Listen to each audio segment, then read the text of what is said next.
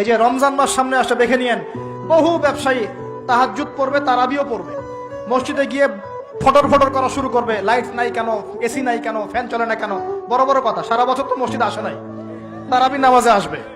আবার দেখবেন অনেকে সারাদিন তো মসজিদ নাই, জুমার দিনে যায়, জুমার দিনে গিয়ে বলে ইমাম সাহেব ওটা করেন নাই কেন, এই মুয়াজ্জিন সাহেব এটা করেন নাই কেন।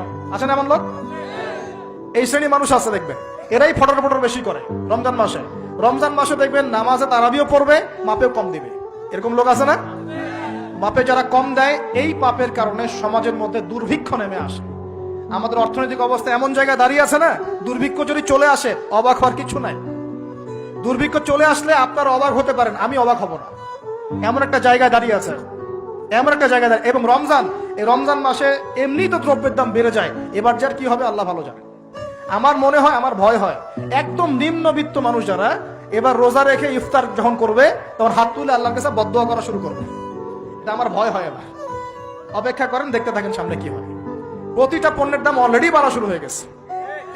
কিছু কিছু বৈশ্বিক কারণ আছে, এগুলোর কারণে যেমন বাড়ছে, আবার কিছু কিছু আমাদের নিজস্ব মানব সৃষ্ট কারণ আছে, এই কারণেও বাড়ছে।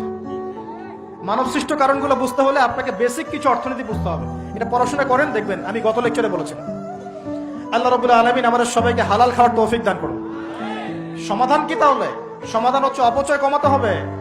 5টা খেজুরে ইফতার হয়ে গেলে 6 নম্বর খেজুর দান করে দেন, 6 নম্বর খেজুর দান করে দেন। সদকাগুলো বেশি বেশি বাড়িয়ে দেন। এই যে মানুষগুলো খেতে পারবে না, ওদের ঘরে ঘরে গিয়ে ইফতারগুলো পৌঁছে দেন, মাসের বাজার করে দেন।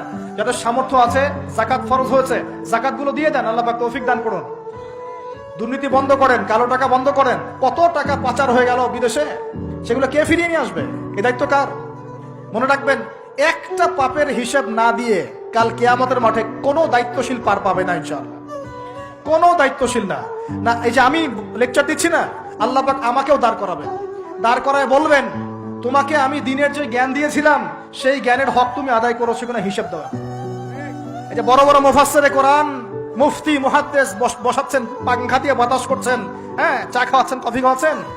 এক একজনকে আল্লাহ পাক দাঁড় করাবেন, বলবেন কোরআন সুন্নাহর যে আমানত দিয়েছিলাম সে আমানতের সাথে কতটুকু তুমি হক আদায় করেছো, হিসাব না দিয়ে পার পাবে না তুমি।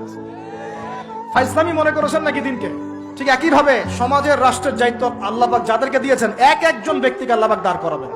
দাঁড় করে জিজ্ঞাসা করবেন, কোন কোন জনগণের কোন কোন হক তুমি নষ্ট করেছো, কার কার হক দিয়েছো, কার কার দাও নাই, সবার সামনে হিসাব দাও, তারপর জান্নাতে যেতে পারবে।